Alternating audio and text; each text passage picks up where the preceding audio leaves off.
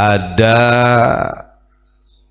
salah satu Habib, cucunya dari Habib Soleh Tanggul, yang katanya menurut catatan dari Ba'alawi, catatan para habaib, Habib Soleh Tanggul ini diangkat sebagai wali kutub. Ini diisyarahkan oleh Habib Abu Bakar Gresik dengan mengenakan imamah hijau.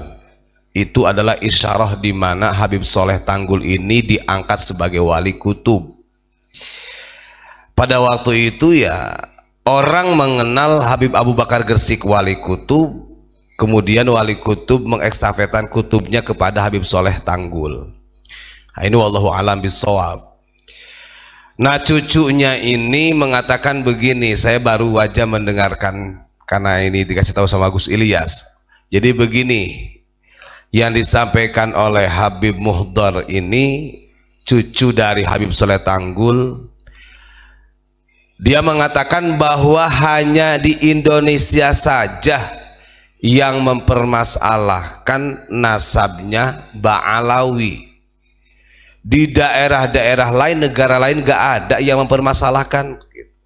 Bahkan dari imam madhab sendiri tidak mempermasalahkan. Nah, kalau saya balik pertanyaannya begini, hanya di Indonesia saja para habaib ini dimuliakan berlebihan, dan di negara lain gak dimuliakan sedemikian rupa. Bahkan kalau kita lihat Habib Umar bin Hafid saja, itu ketika melakukan tawaf di Makkatul Mukarramah, itu orang-orang ya tawaf cuek-cuek saja, gak ada yang sungkem. Artinya kalau secara wibawa, secara karomah dan masyhur secara internasional masih kalah dengan Syekh Nawawi, masih kalah dengan Gus Dur, masih kalah dengan Mbah Maimun Zubair. Siapa yang gak kenal dengan ulama kita? Artinya ini sebenarnya mindset yang keliru. Hanya di Indonesia tok para habaib ini dimuliakan sedemikian rupa, sementara di negara yang lain tidak. Di Malaysia diusir, tuh malah lebih ngeri lagi. Maka pantas gitu. Dan kalau mau disadari, bukan zaman sekarang saja polemik nasab, masalah kemudian tentang siapa yang intisab kepada kanjeng Nabi dari zaman dulu. Karena banyak yang mengaku-ngaku. Emang orang Syiah tidak mengaku dari Ahlul Bait Nabi? Makanya kemarin keterangan yang saya terputus kemarin, Imam Syafi'i sampai dihukum sedemikian rupa oleh Gubernur Yaman. Karena Imam Syafi'i waktu itu dituduh sebagai orang yang pro juga kepada Alawiyah, yang pada waktu itu bukan Ba'alawi, Bani Ali yang diistilahkan oleh Syiah. Maka ketika haulnya Habib Soleh Tanggul dengan lantangnya, dengan pedenya, Habib Muhdar mengatakan hanya di Indonesia, aneh di Indonesia itu katanya. Kok masalah Ba'alawi ini dipermasalahkan? Oh, Anda gak sadar, yang ngasih tanah mbahmu, yang ngasih tanah Habib Soleh Tanggul ketika hijrah tahun 1921 ke Indonesia, itu siapa yang memberi segenggam tanah untuk tempat kalau bukan orang Indonesia? Kan begitu. Itu betapa dimuliakannya karena Anda menyandang nama habaib sebagai zuriyah Nabi, yang pada waktu itu belum ada yang berani mengungkap seperti yang sekarang. Dan kalau kita lihat dari apa yang disampaikan oleh Habib Muhdar itu rasis. Semoga aja coba disimak. Itu rasis, itu pembelaan klan. Gak sadar bahwa di Indonesia ini banyak as-sayyid, banyak as-syarif. Emangnya cucu Nabi itu hanya para habaib?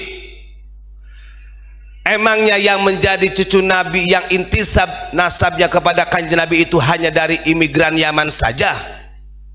Di berbagai belahan dunia banyak ulama-ulama kita, mau dari Maroko, dari Andalusia, Imam Ghazali dan lain sebagainya, banyak yang intisab kepada kanjeng Nabi.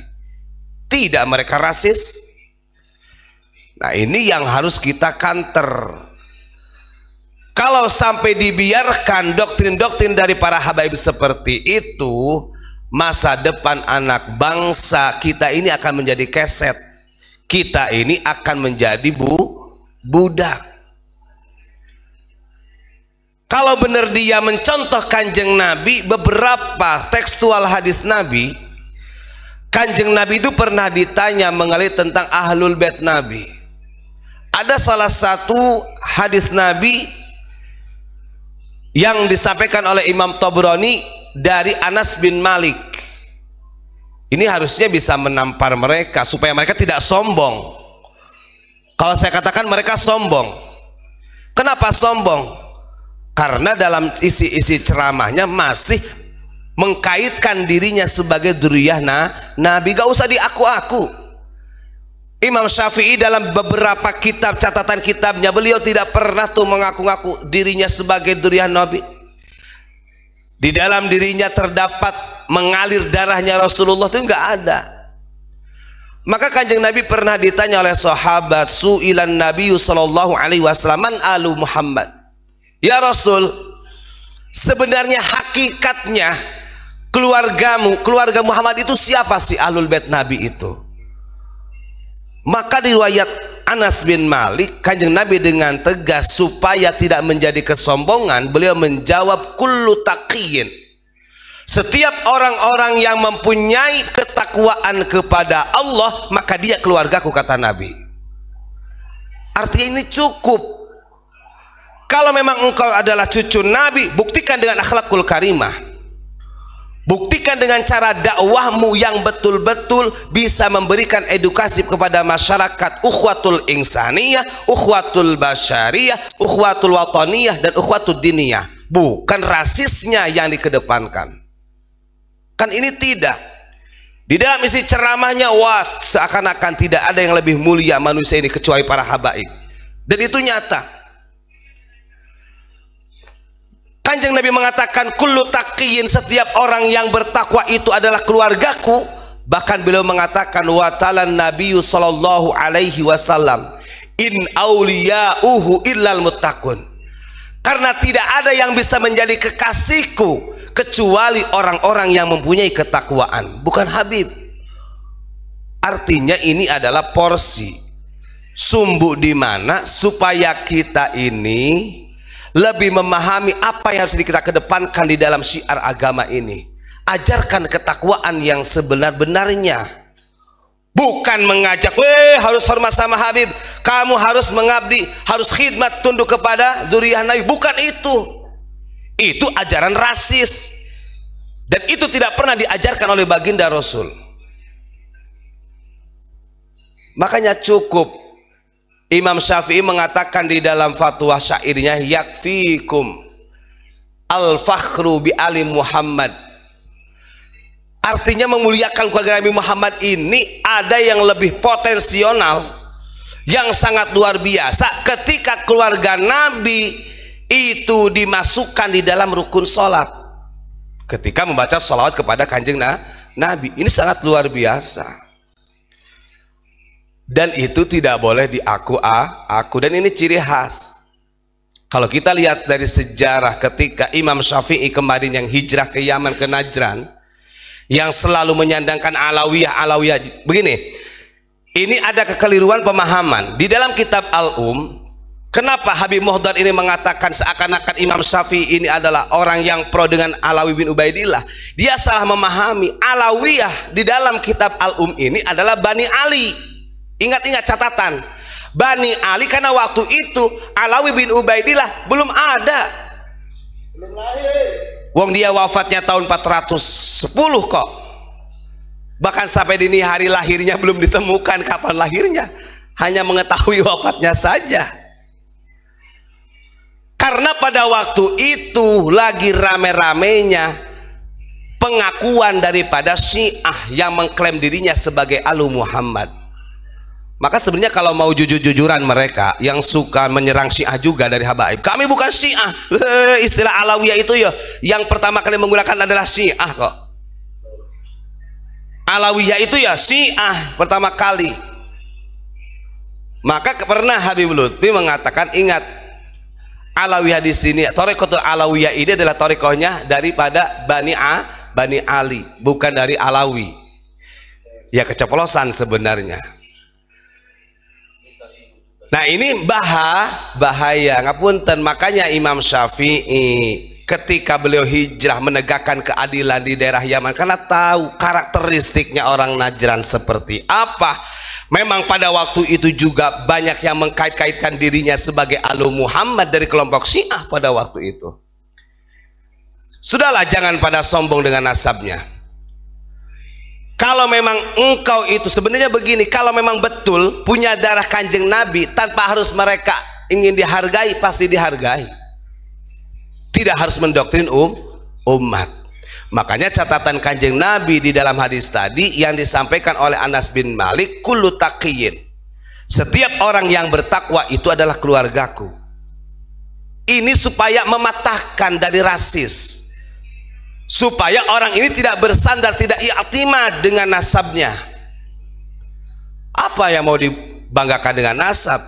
Orang nanti juga ketika ditiupkan sangkakala, dibangkitkan dari kuburan di hari kiamat, fala ansabalahum, gak ada tuh yang peduli dengan nasab.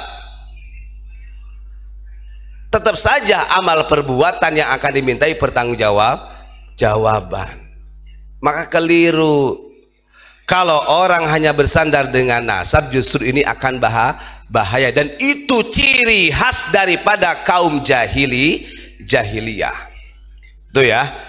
Maka saya katakan yang disampaikan oleh Habib Muhdar, cucunya Habib Soleh Tanggul, ketika dia mengatakan hanya di Indonesia yang mempermasalahkan habaib, justru hanya di Indonesia habaib dimuliakan sedemikian rupa, dan kau anggap Indonesia ini kasta terendah. Itu terjadi di Indonesia, dan itu sampai sekarang ya. Makanya saya harap kepada seluruh warga masyarakat bangkit. Kita jangan takut dengan istilah kewalat lagi. Kalau salah, ini anjuran hadis Nabi.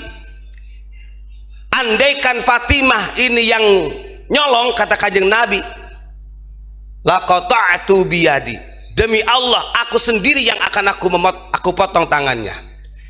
Artinya ini ajaran setara. Ketika dzurriyyah Nabi itu salah, ya harus kita benarkan. Ketika menyimpang harus kita luruskan. Ketika berbuat dosa, ya harus kita ajak untuk bertaubat. Ini ada Habib membela. Kalau ada Habib mabuk, gak usah dilaporkan. Kasih beras. Karena bagaimanapun di dalam dirinya ada darah Rasulullah. Cuk, itu namanya. Cuk, itu jurnal. Gitu ya. Terima kasih.